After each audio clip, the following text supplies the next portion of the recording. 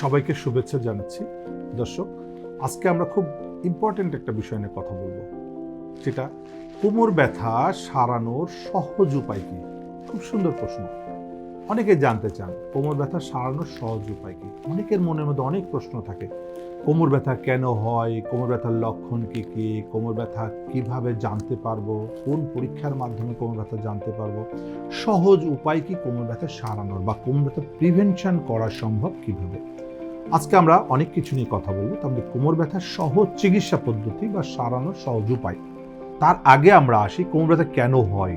আমরা জানি কোমর ব্যথা দুটা কারণ হয়, একটা মেকানিক্যাল ব্যাক পেন, একটা প্যাথোলজিক্যাল ব্যাক পেন।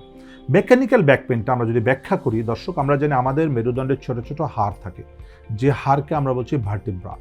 দুইটা ভার্টিব্রার মাঝখানে একটা করে টিউব থাকে, যে টিউবের মধ্যে থাকে জেলি, এটাকে আমরা বলছি ইন্টারভার্টিব্রাল ডিস্ক, যেটা আমাদের সামনে পেছনে বাঁকা হতে সাহায্য করছে। তো আমরা সাধারণত কি করি, আমরা সবসময় কিন্তু সামনে ঝুঁকে ঝুঁকে কাজ করছি, যার ফলে আমাদের পেছনে ইনজুরি হওয়ার চান্স সবচেয়ে বেশি। একটা কুঞ্চি যদি আপনি বাঁকা করতে থাকেন, দেখবেন মাঝ বরাবর ফাটল ধরেছে। ঠিক তাই আমরা সামনে ঝুঁকে ঝুঁকে যখন কাজ করছি, তখন আমাদের কোমরের ঠিক মাঝামাঝি, যেটা L4-5 L5S1 এই লেভেলে ইনজুরি হতে থাকে বেশি, এবং এখানে ফাটল ধরতে থাকে আস্তে আস্তে, এবং এই ফাটলের ভেতর দিয়ে আস্তে আস্তে ওই টিউব থেকে জেলটা লিক করে নার্ভের মধ্যে চাপ দিচ্ছে, স্পাইনাল ক্যানেলে ঢুকে যায়। স্পাইনাল ক্যানেলে প্রচুর নার্ভ আপনার কোমর থেকে পায়ের দিকে চলে গিয়েছে। যে নার্ভে চাপ দেবে, ব্যথা সেই নার্ভে যাবে। কখনো রাইট সাইডে, কখনো লেফট সাইডে, কখনো বোথ সাইডে যেতে পারে। পেশেন্টের কমপ্লেন, হাঁটা চলা করলে ব্যথা বেড়ে যায়, শুয়ে থাকলে ভালো লাগে, বেশিক্ষণ শুয়ে থাকলে আবার ব্যথা বেড়ে যায়, উঠলে ভালো লাগে, প্রচণ্ড ব্যথা হয়, রাতের বেলা বেশি ব্যথা হয়, কিছুক্ষণ হাঁটলে পা ঝিঝি করে, পা ভারী ভারী হয়ে যায়, অনেকের পায়ের আঙ্গুল প্যারালাইসিসের মতো অবশ অবশ লাগে, যেটাকে আমরা বলছি ফুট ড্রপ। বিভিন্ন ধরনের কমপ্লেন দেখা দেয়। অনেকে অফিসে যেতে পারে না, বাসা থেকে উঠতে পারে না, ঘরের কাজ করতে পারে না, মহিলারা সংসারের সমস্ত কাজকাম বন্ধ করে ঘরে বসে আছে, কোনো কিছু কাজ করতে গেলে তাকে বন্ধ করে দেওয়া হচ্ছে। তাহলে এটা হচ্ছে মেকানিক্যাল ব্যাক পেন। এর পাশাপাশি যেটা প্যাথোলজিক্যাল ব্যাক পেন আমরা বলছি, প্যাথোলজিক্যাল ব্যাক পেনের মধ্যে স্পাইনাল কর্ডের মধ্যে টিউমার থাকতে পারে, সে কারণেও ব্যথা হতে পারে। স্পাইনাল কর্ডের মধ্যে যদি ক্যান্সার থাকে, সেখান থেকেও ব্যথা হতে পারে। স্পাইনাল ভার্টিব্রাতে যদি টিবি থাকে, যেটা স্পাইন টিবি বা বোন টিবি, সেখান থেকেও কিন্তু কোমর ব্যথা হতে পারে। তাহলে আমাদের প্রথমেই জানতে হবে যে আমাদের কোমর ব্যথাটা কি মেকানিক্যাল ব্যাক পেন না pathological back pain.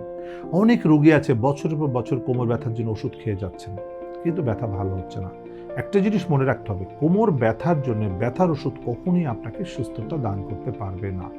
Mechanical back pain থাকলেও ব্যথার ওষুধ কাজ করবে না, প্যাথোলজিক্যাল ব্যাক পেন থাকলেও ব্যথার ওষুধ কাজ করবে না। হ্যাঁ, ব্যথা ওষুধ আপনার সাময়িক একটু ব্যথা কমাচ্ছে, কিন্তু আস্তে আস্তে আপনার রোগটাকে বাড়িয়ে দিচ্ছে। ব্যথা হচ্ছে সিমটম, সিমটমের পেছনে একটা রোগ থাকে, সেই রোগটার নাম হচ্ছে মেকানিক্যালি ডিসপ্রোলাপস অর স্পন্ডোলিস্থেসিস, অথবা টিউমারের কারণে, অথবা টিবি, অথবা ক্যান্সার, প্যাথোলজিক্যাল। এখন আমাদের প্রথমেই জানতে হবে কি কারণে ব্যথা হচ্ছে। জানার জন্য এখন দর্শক আসেন, কি করলে আমরা জানতে পারবো এক্স্যাক্টলি। যদি আপনি জানতে চান, যদিও একজন ক্লিনিশিয়ান কিন্তু 99% হিস্ট্রি থেকেই বুঝতে পারে যে আপনার কোন কারণে ব্যথাটা হচ্ছে, বাট যদি আপনি নিজে চোখে দেখতে চান, তাহলে এমআরআইটা খুব ইম্পর্টেন্ট। কিন্তু আমরা দেখেছি অনেকে আছে দিনের পর দিন রক্ত পরীক্ষা করে যাচ্ছে। কোমরে ব্যথা রক্ত পরীক্ষার সাথে কিন্তু কোনো সম্পর্ক নাই। হ্যাঁ, সেটা সেকেন্ডারি হতে পারে, অন্য কারণে, আমরা ওটা পরে বলবো। কিন্তু কোমরে ব্যথার জন্য আপনি রক্ত পরীক্ষা করে কোমর ব্যথার অসুখ আপনি আইডেন্টিফাই করতে পারবেন না।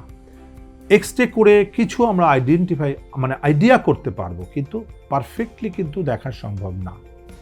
আল্ট্রাসোনোগ্রাম করলে কিন্তু কোমর ব্যথার মূল কারণটা আপনি দেখতে পাচ্ছেন না। তাহলে কি করলে দেখতে পাবেন? এমআরআই করতে হবে।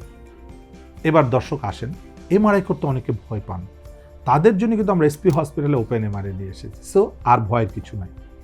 যদি কোমরের জন্য এমআরআই করতে অন্য জায়গায় ভয় পান, এসপি হসপিটালে চলে আসবেন। এসপি হসপিটালে ওপেন এমআরআই আছে, জাপান থেকে আমরা ওপেন এমআরআই নিয়ে এসেছি। চমৎকার মেশিন, চমৎকার রেজুলেশন, খুব সুন্দরভাবে আপনি এমআরআইটা করে ফেলতে পারবেন। সো এমআরআই একমাত্র কোমর ব্যথা কেন হচ্ছে এক্স্যাক্টলি দেখার জন্য এমআরআইটা ইম্পর্টেন্ট। এখন আপনি এমআরআই করলেন, দেখলেন যে আপনার মেকানিক্যাল সমস্যা, ডিসপ্রোলাপস আছে, তাহলে সহজ চিকিৎসা। ডিসপ্রোলাপসটা কখনো রেস্টের দরকার আছে, কখনো রেস্ট ছাড়াও ট্রিটমেন্ট করা সম্ভব।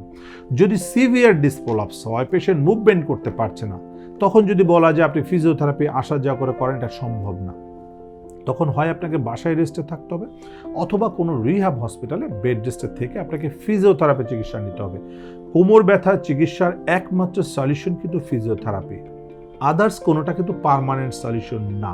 বারবার বলে রাখছি, ফিজিওথেরাপি হচ্ছে আপনার ব্যথাকে মুক্ত করে আপনাকে সুস্থতা দান করবে এবং আপনি ভালো থাকার জন্য যা যা পদ্ধতি তা ফিজিওথেরাপির মাধ্যমে করা সম্ভব। তাহলে রোগ মুক্তি এবং প্রিভেনশনও কিন্তু ফিজিওথেরাপির মাধ্যমে করা সম্ভব। তো আমরা কিন্তু সবসময় হচ্ছে প্রিভেনশন, যেন অসুখ না হয়। যারা সুস্থ আছেন তারাও যদি বডির ফিটনেসটাকে ভালো রাখতে পারেন তাহলে প্রিভেনশন করতে পারেন, কোমর ব্যথা হবে না। আর যাদের কোমর ব্যথা হয়ে গিয়েছে তারা একটা এমআরআই করে দেন ফিজিওথেরাপি করতে হবে। যদি প্যাথোলজি না থাকে সোজা কোমর ব্যথার একমাত্র সলিউশন ফিজিওথেরাপি। হ্যাঁ, কখনো কখনো এমআরআই করার পরে দেখা গেল যে আপনার টিউমার আছে, অপারেশন করা লাগতে পারে। ওকে, অপারেশন করে অবশ্যই তখন কিন্তু আবার ফিজিওথেরাপি করতে হবে, না হলে কিন্তু ব্যথামুক্ত হবে না। কারণ অপারেশনের পরে আরও হ্যাজার্ড বেড়ে যায়, মাসেল উইকনেস ডেভেলপ করছে। যে মাসেল উইকনেসের কারণে আপনার কিন্তু আবার দেখা যায় ডিসপলাপস হয়ে যেতে পারে, নার্ভে চাপ পড়তে পারে, কম্প্রেশনের কারণে ব্যথা হতে পারে। যে কারণে বলা হচ্ছে অপারেশনের পরে রিহ্যাবিলিটেশন বা পুনর্বাসন, এসপি হসপিটাল যেমন পুনর্বাসন হসপিটাল, এখানে আমরা কি করছি, অপারেশন রোগীকেও কিন্তু এখানে আমরা রেস্টে রেখে ফিজিওথেরাপির মাধ্যমে পুনর্বাসন করছি। আর যেগুলো অপারেশন লাগছে না সেগুলো তো নন অপারেটিভ আমরা করছি, নন সার্জিক্যাল ট্রিটমেন্ট করছি। আমাদের এখানে পিএলআইডি রোগীর ক্ষেত্রে আমরা বলছি 100% কিন্তু অপারেশনবিহীন চিকিৎসা করা সম্ভব। পিএলআইডির ক্ষেত্রে অপারেশনের কোনো প্রয়োজন নাই, কারণ এটা বেড রেস্টের দরকার হতে পারে, বেড রেস্ট ছাড়াও ভালো হতে পারে। 100% পিএলআইডি রোগীর মধ্যে 80% রোগী একদিন বা 7 দিনের ফিজিওথেরাপিতে ইনশাল্লাহ ভালো হয়ে যেতে পারে।